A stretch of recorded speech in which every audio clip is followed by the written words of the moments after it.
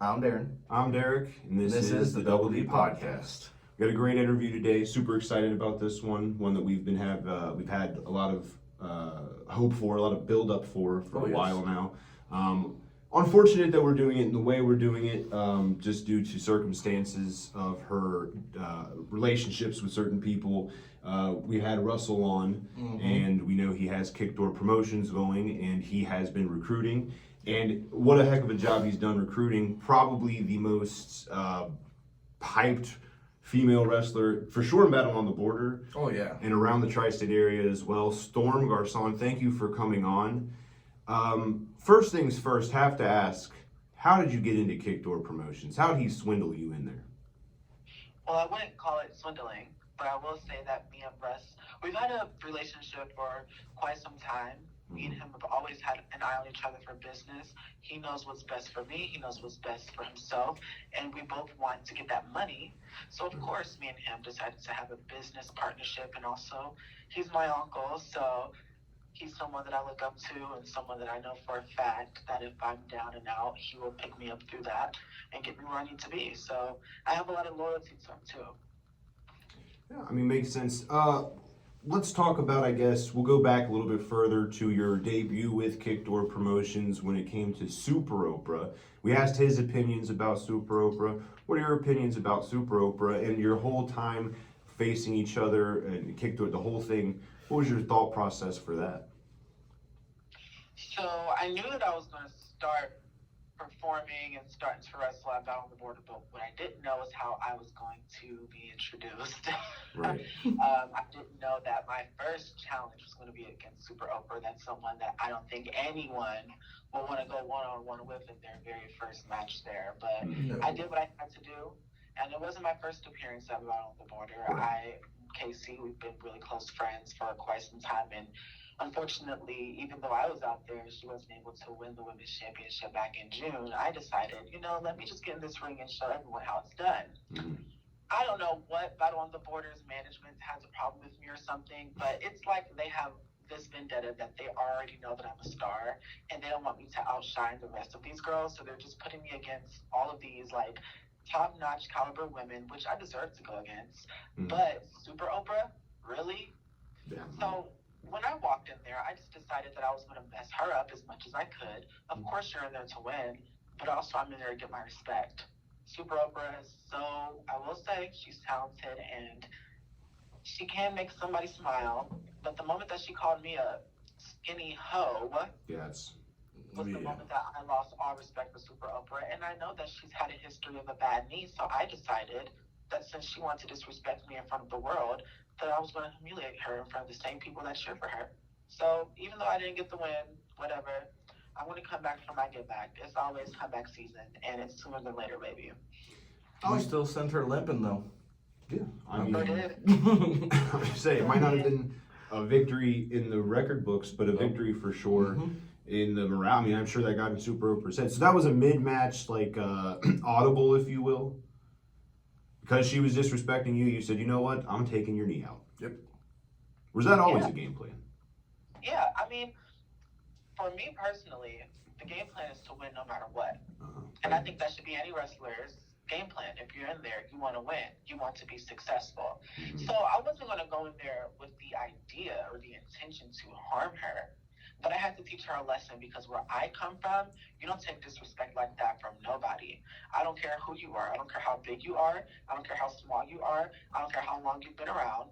You don't disrespect someone and think that you can just plant their face like that. So what I decided to do was leave a lasting impression on not only her, but the Battle on the Border roster and the fans, because in my first match, I was the main event. Let's not forget that. I was the main event in my first match. Match of the night. And exactly. And I think that I'm a winner nonetheless, whether I walked out with my hand raised or not, because I was the main topic of that entire night. Everyone was talking about me and how much I was a star and am a star. No one's talking about Super Oprah and what she's doing right now. The topic of discussion is me, and it still is. 3 months since the Battle on the Border.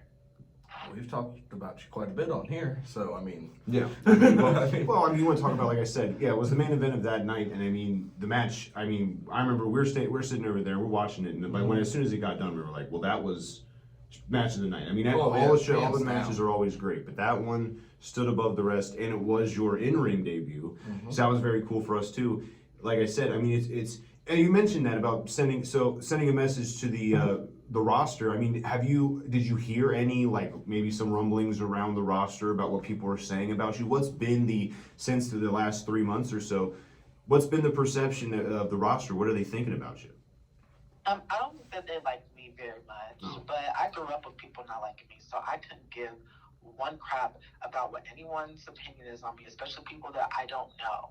Right. So, yeah, they don't like me. They don't like the fact that I'm with Kickdoor Promotions. They call me cocky. They call me conceited, but I see it as confidence. Yeah. I know my worth. I know what I can bring to the table. I know that I'm talented. I know that I'm a superstar. I know exactly who I am. And all of those people in the back who don't agree with me are just insecure people who don't know anything about anyone and thinks that they can cast judgment and throw stones on me and how I operate and how I handle my business. Obviously, it's getting me somewhere. I'm being talked about, so they can keep on being haters. At the end of the day, I'm still here standing, and I'm going to continue to. Absolutely. I do like that mindset. That's a great yeah. mindset to Yes. have. Because, like you said, to quote probably the greatest songwriter of all of our generation, Kid Rock. Crap! They call me cocky, and I say, "What? It ain't bragging, MF, or if you back it up." And you have backed it up so far. Yes, 100% have backed it up so far. Definitely backed it up. So That's why. Let's say that's why I may be a to the book. Yeah, you're a by the book fan, kind of guy. But I'm a super fan of Storm.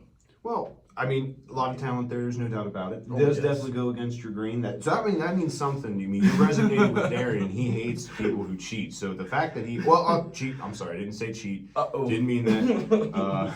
Who use certain tactics. So the fact that you've got his attention, that speaks volumes. What are your thoughts on? Well, okay, let's talk about that real quick. Fan reaction. I mean, how has the fans? Do you feel like you're getting the amount of respect you deserve from the fans? Absolutely not. Right. But of course, I expect nothing less from the areas that we're in to perform in front of. Whoa. Of course, they're not going to like me. Of course, they're not going to like the fact that I'm by the book. But I am not a by the book type of girl. Right. I mean, just look at me. I'm traditionally not by the book.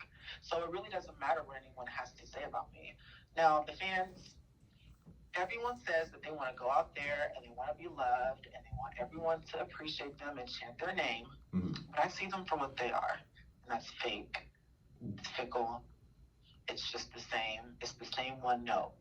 So of course the fans aren't going to like me because I'm not smiling in their face. I'm real. All those people who go out there and slap those hands, they're pretenders because they want to be appreciated by someone because they've never been appreciated by anyone else in their life. For me, I appreciate myself. I love myself. I'm confident in myself. I don't need anyone's validation to tell me how to act, what to do, what the rules are. I make my own rules. I'm Stxrm Garcon. Right.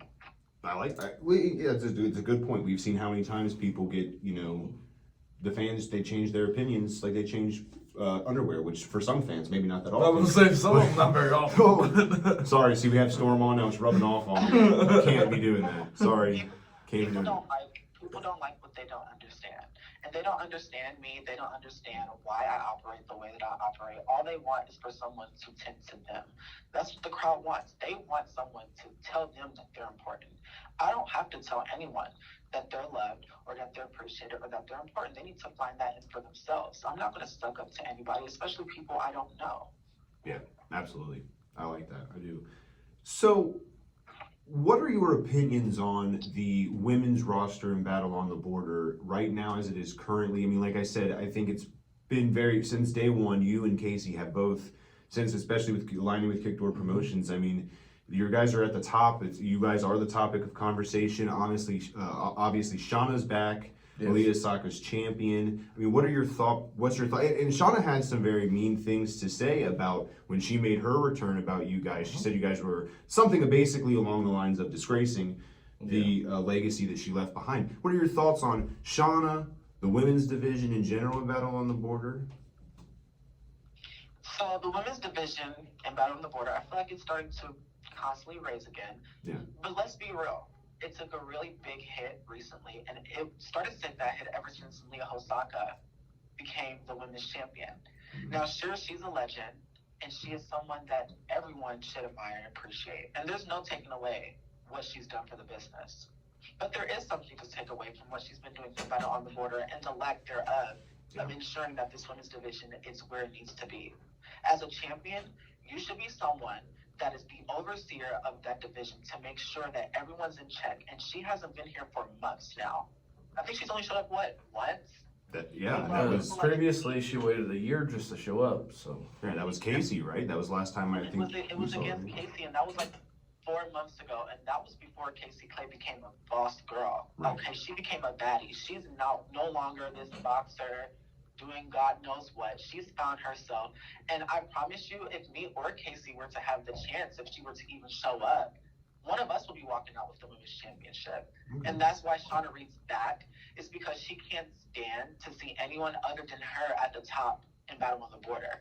So she got jealous and she got envious, and she wants to come back and stake claims to the division. And so she got in my face, she got in Casey's face, and unfortunately, we haven't been able to find the right solution to the Shauna Reed problem. But that's nothing that time won't change. So as far as Shauna Reed goes, Shauna Reed is overrated. She's overhyped. I don't see the material. I still don't see the material to this day. Are you guys not tired of seeing the same thing? Shauna Reed has been women's champion twice, and she's the longest reigning Battle on the Border women's champion, and she's going for her 3rd reign. Are you guys not sick and tired of seeing the same faces in the same spots? That's why me and Casey are here, to kick down the door of the perception of what this women's division has been. We deserve our top spots. We deserve where we are at right now, and we're not going to go anywhere anytime soon. We're the reason why the women's division is competitive again. If it wasn't for me and her shaking anything up, you guys wouldn't have anything to talk about. You guys wouldn't have anything to go back on. You guys wouldn't have any content to talk about in this women's division. So you guys should be thanking me. The Battle on the Border roster and the fans should be thanking me and Casey for bringing back life into a dead division with a champion that doesn't care. And a girl who just showed up that's been gone forever. She doesn't care about Battle on the Border either. It's our time to stand up.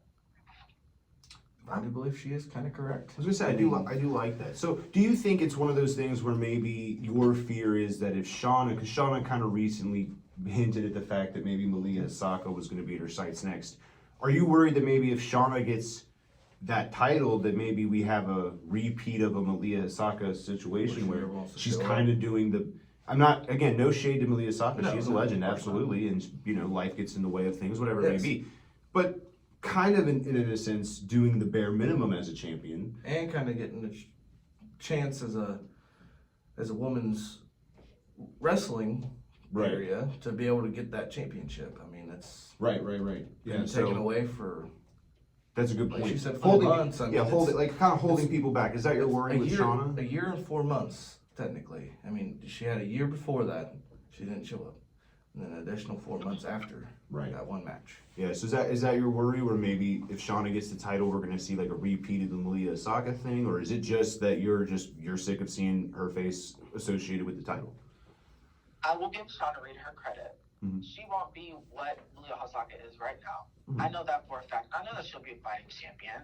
I know that she'll be showing up. I know that she'll be winning all the competition. I know that. So I'm not going to take that away from her or discredit her, because out of all these women's champions that's been the champion at Battle on the Border, she has been the one to stand out the most, and she has been the most consistent. So I will give Shauna that. I'm not a horrible person by any means.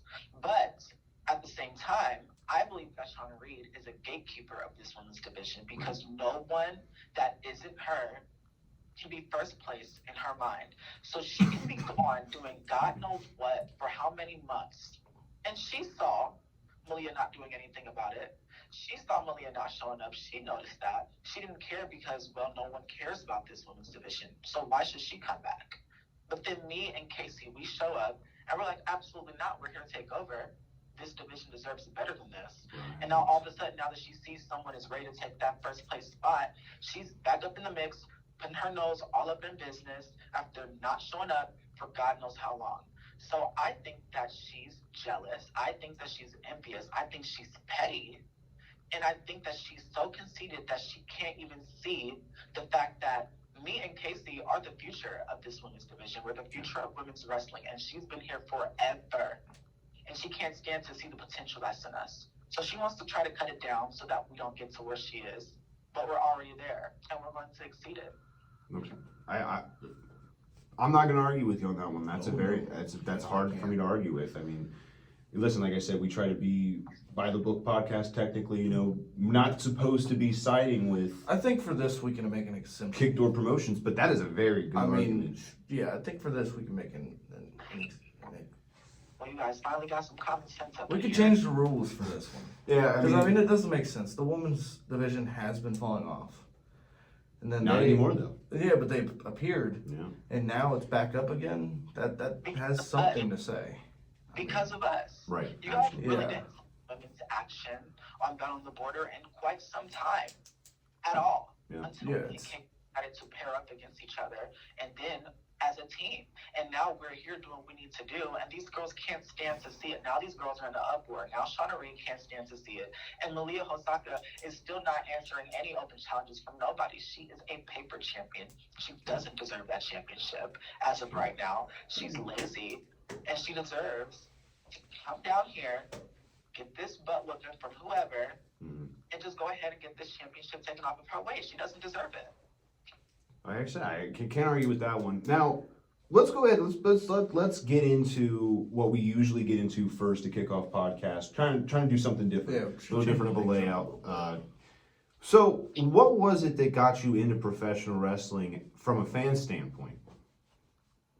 Women's wrestling and storytelling. I really enjoyed watching and wanting to see more of any and every one that I connected to on the screen. Right. And for me, there wasn't much representation for what I am. So for me, women's wrestling was that scapegoat because I could relate to that. Right. So I enjoyed the divas, the knockouts, the women's wrestlers all over the world. If you were a female and you're wrestling, I was watching all the time. Right. And so that's why I started to fall in love with wrestling, because I knew that it was capable for someone like me to do it.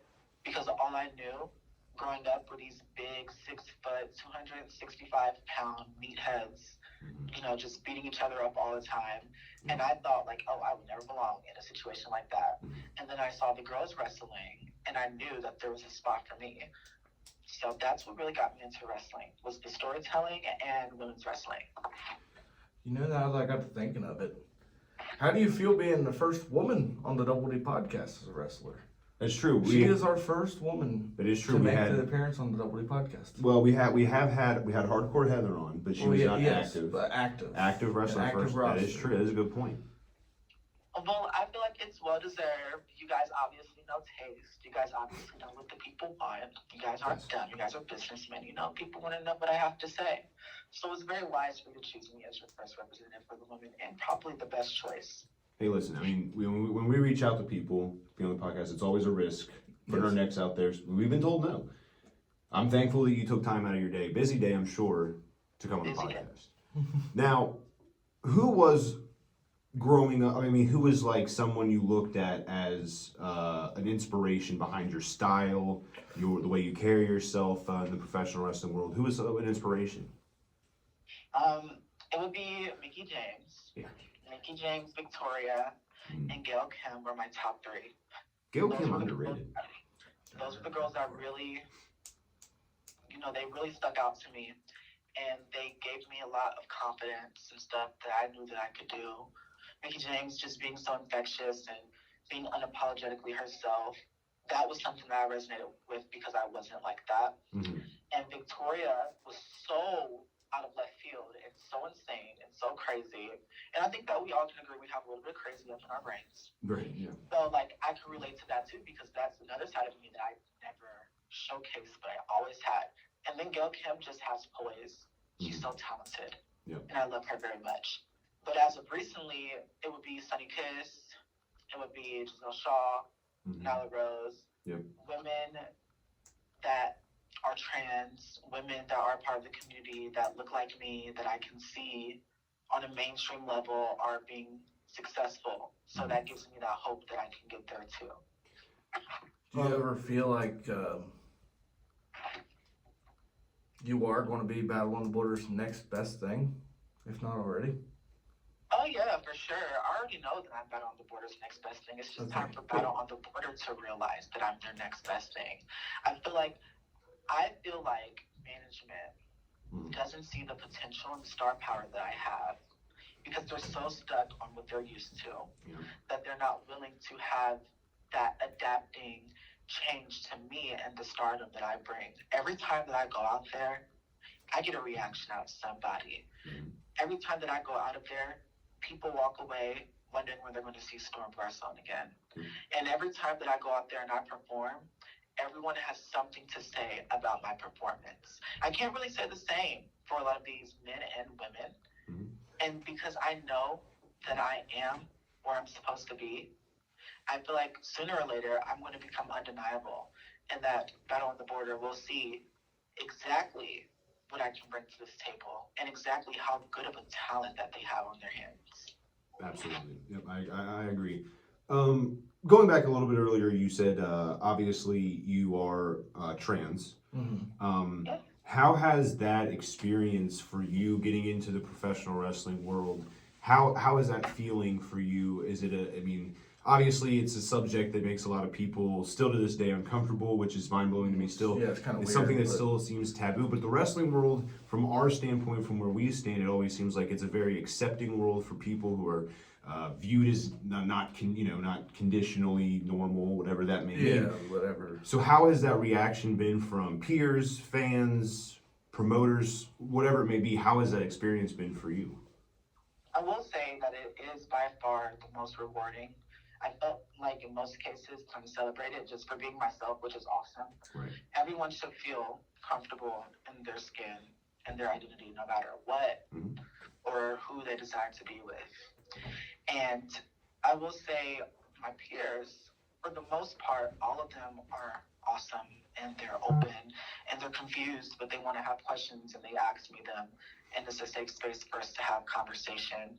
I feel like the fans don't understand, and I'm not expecting them to, because I think that sometimes when they come to these shows, I'm the first time that they've seen someone like me.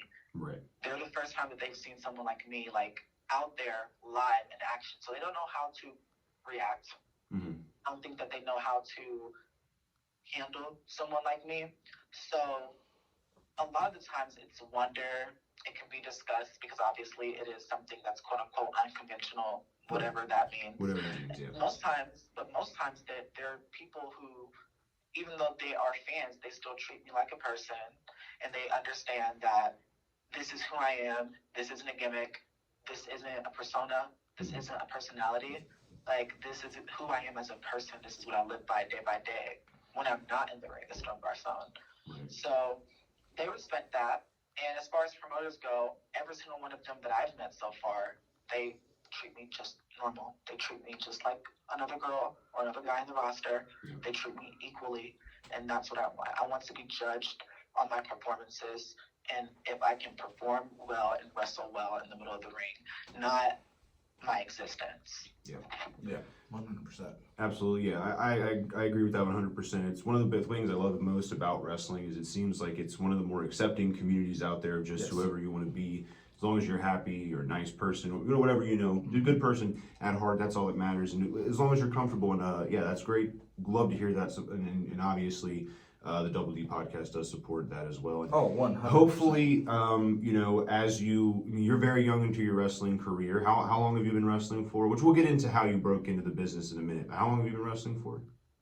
7 months now. 7 months. That's crazy. Yeah, for her to be that damn good. 7 months. That's insane.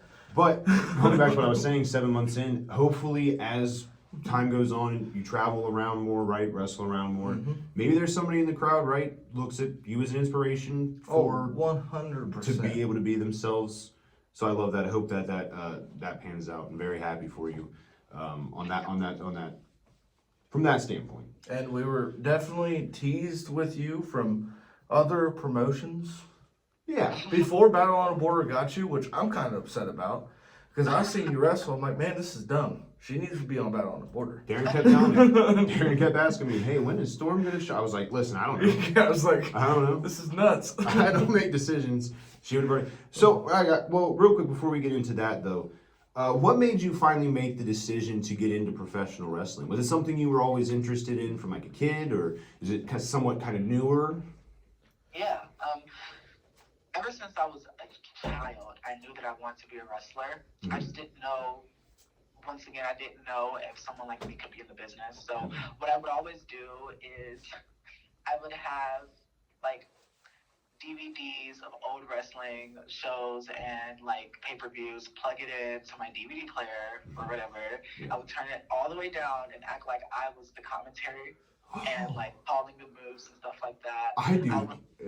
I did that when I was a kid. I used to play like WWE wrestling games, and I would turn the volume on mute. Yeah. And we're gonna light him up with the super kick. Yep. Yeah, that's. It's just crazy stuff. I did that. I would play wrestling with my cousins and my sisters outside in the front yard, and like we would have literal belts that you would buy at Walmart that's like $8, and we would act like those are championship belts. And we would do that for years, like jumping off of couches, jumping off the tables, jumping off of anything that I can jump off of with a frog splash or something. So I always knew I wanted to be a wrestler. And then when I was 18, that's when I decided to make the choice that I'm going to invest to become a pro wrestler. And it didn't happen at 18, but it happened at 20. And I feel like that was the best decision for me because I had a lot of time to grow and mature and understand exactly what I'm doing it for, who I'm doing it for, and how I'm going to do it. So it's been since I was a kid. That's great. Yeah, I was going to say that, but as soon as you said like the commentary thing, I mean, I did that all the way up until I was like I'm 23 now, so until I was, well, actually, I still might do it sometimes. Who knows? I wasn't allowed to watch wrestling. So. Right, yeah, that's true. So, excuse me. Women's wrestling has really been in a boom lately, and I've always been a fan of women's wrestling. It's a different. When you watch a wrestling show, if there's no women's wrestling on there, it does feel one note. Even if the style is different, there's still something missing. It's kind of weird, yeah. And women's wrestling has also went through revolution. It was for the longest time not treated super seriously, and then when it was very, raunchy type, like bra and panties matches and stuff like that. Now, women's wrestling now in 2023 has definitely seen a boom. You have some of the best performers on a roster will be women. How do you feel about the women's wrestling boom? Is it going to continue to get bigger? I mean, is it? How do you feel? Absolutely, I do think that women's wrestling will always be on an up and up and up because women's wrestling will always be fighting for something else. Women's wrestling is so important and so vital to wrestling in general, and I think a lot of people are starting to understand that now. Yeah. Because for years, even during those times where the girls were competing in bra and panties matches and lingerie pillow fights and whatnot, even those girls wanted to be taken seriously, but they were never given the opportunity to because they were typecasted. They were put in one spot, and this is all that you are. It is just a sex symbol, and you cannot be talented, and don't you dare do a suplex or else we're going to fire you. Crazy. That's nuts. So now, I think over time, people have become more accepting to everything that is different, and women's wrestling was given that opportunity to shine, and they've always been shining. They've always shown glimpses of greatness, but now we are on a level where we can shine just like the men. It's no competition, but we can shine just like them, and we can be in the main event, and we can headline, and we can sell out seats, and people do want to come and see us. I think now people are starting to realize that we are also on the same level of attendance sales. When people are wondering who they want to see, the first 5 names will be a woman. Right. Oh, 100%. So I think that now we are to a point where we are able to continue to break that glass ceiling, and there will always be another glass ceiling, and there will be another one, and we will continue to tear those down until there are nothing left. I've told Denim in the future, like, we need to bump up our women's game because for a while there we didn't have any women's matches. Yeah, I mean it is like I said. That's why I said it is something I always love to see. It's a different. Yeah, it was something we were definitely missing out on, and the fans were missing out on, and it's like you said, very vital to have a booming women's division. I mean, it's I absolutely agree. I mean, not to pat myself on the back or anything, but I would like to say that the crowd reception for the last few matches, whether I'm involved in it, Casey, Shauna, Super Oprah, people want to see us. People want to see more of us. People are interested and they're invested to see what we're going to do next, whether that's me, Casey, Oprah, Shauna, Malia. There's a talk. There's a buzz. oh, for sure. I think right now would be the very best time, while the crowd wants it, while it's hot, while we want it, to just go ahead and give the women's division more of a bigger scale of opportunity. We deserve to be in the main event too. And that's the next stop. For the sure. main event on Battle on the Border. Absolutely. And that'd be a great day to see. I mean. Yeah. Well, I mean, you know, it's very. I'm very excited about the future of the women's division. Like you said I'm earlier, happy to see it growing. Yeah, absolutely. And like you said earlier, Definitely happy to see it. you and Casey have had a huge hand in that. Yep. Before we get to that, I was gonna bounce off that statement. Before we get to that, actually, what has been like your? I know it's a very young career, obviously, but has there been a moment that really jumps out to you as one of your favorite moments so far in your and I'm sure it'll change over the next decades you'll be wrestling. What's the best moment you've had so far? I will say it has to do with a different promotion, but I won the JRCW Women's Championship not too long ago. And I think that that's very important because there's not many people like me that is out here doing this. And I think the more that I'm in your face and that you know that we're not going anywhere and that we're going to be champion too, that people will become more understanding and cordial with that. So that is my absolute favorite moment in wrestling right now. But my second favorite would be these matches that I'm having with Shauna. I think that I'm learning a lot as much as I dislike her. Right. I think I'm learning a lot. I think that I'm understanding what I need to do, and I'm walking away with another lesson learned. So I'm getting a lot of knowledge right now at these setbacks as well. Right. I was going to say, wrestling is one of the only sports where a loss really isn't a loss because you do learn something, you grow from it, and who knows what the future is. Future is definitely extraordinarily bright for you and Casey both.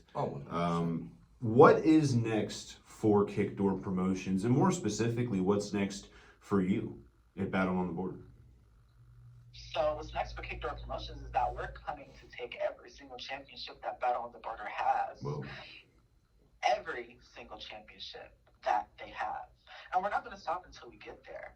Now, there are some things that we're planning. There are some things that we're plotting. Okay. But we're not going to talk about those things because, of course, what you don't do is you don't reveal your hand. So we're not going to say anything on what we're going to do, but just know that in due time, we are going to take over. Now, as far as I go in Battle on the Border, I'm just going to continue to ascend to the top. I'm going to continue to show out. I'm going to continue to be a standout star. I'm going to continue to showcase why I belong in this ring, why I belong in this business, and why I deserve to be the women's champion, whether anybody likes it or if everyone likes it. So you're going to see a lot more Strxrm Garcon. You're going to see a lot more Casey Clay. You're going to see a lot more Kickdoor Promotions. And just remember, even though we're down right now, the only way to go is up. And once we're on the way up, we're not stopping until we get to the top. And once we get to the top, ain't no knocking us down. I'll tell you what, Battle on the Border roster better be on the lookout. Very nervous. I'll say this, by the way, Russell does have a great promotional team. By that I mean himself. He handed me and Darren both stickers. We got bumper stickers. That window. I was gonna say it's gonna be on my truck. Front window. Yeah, it is. That's right. I forgot about that. It's gonna be on my truck. I haven't put it on there yet, but it will be on there after this interview for sure. We're not bad people. We just don't go about business the way people want us to go about business. But we're not horrible people. Yeah, you know what? I'm starting to listen. Man, I've gained fandom to where I put the sticker on my car. Yeah, It's on the front window, and usually I don't like that style. Right, you know? right. But I mean, like, anything goes type of situation, unless it's anything goes match. Not horrible people. They just honestly, they're looking to win. You gotta do what you can. To win. I'm sorry, if you ain't cheating, you ain't trying. If one of you were in the middle of that ring and you guys were down to nitty gritty and you didn't know how to get rid of that person, there's going to come a point in time where you're going to be tired of playing it nice. Yeah, that's The only difference between me and a lot of these people is that I came out the gate not playing nice, and I don't plan on playing nice anytime soon. fair enough. Well, I'll say this. I genuinely do mean this. You are one of the best things going right now in Battle on the Border. Truly do believe that. Matches have been incredible. Always something I look forward to. Last question, real quick, before we get you off here again. Super busy. What has it been like working with Kickdoor Promotions in general? Casey Clay, Jaden Jett's obviously there. What has it been like working with this group? I've learned a lot in a short amount of time with Casey. I've learned a lot with Jaden. I've learned a lot with Russ. Yeah. You learn a lot of street smarts. You learn a lot about ring smarts, how to operate yourself, how to carry yourself, how to know that you're not a pushover. Mm-hmm. And that's what Kickdoor Promotions is. We're not pushovers. We don't deserve to be pushed and casted to the wayside. Right. And so there's strength in numbers. And we know that together we can get everything that we want to get individually. And that's why we're playing the game how we're playing the game. We play the game how we want to play it. We put our own set of rules or lack thereof. Mm-hmm. So that's why we're Kickdoor Promotions, and that's why we're going to continue to be the highlight of Battle on the Border. All right. Well, I think that's a great way to end it. Darren, do you have any last questions or anything you wanted to say? The only thing is, I'm happy to see you with Battle on the Border, and when I first heard that you were announced to wrestle for us, I was super excited. Us. I like how you said us. Well, Battle on the Border. I know. This is funny. I'm happy to see you part of Battle on the Border, and I hope to not see you disappear anytime soon. I would like to see you around for a while. Yeah, thank you. Until the day comes where TV's calling, and we Well, listen. I mean that's the Again, I'm sorry to have to tell you guys I gotta go. Yeah, we'll make that exception. Yeah, that's right, exactly. But hopefully, Battle on the Border will get on TV. All right. Well, on that note, we're gonna let you go. Is there anything else that you wanted to mention, Storm, before you get off here? I just want to say that being confident is not cocky, and as long as you know your worth, no matter what, you will always be first place. Absolutely. I think that's a great way to end it. Thank you for joining us again. And anytime you want to come on, just let us know. You're more than welcome. Absolutely. All right, thank y'all. Thank you.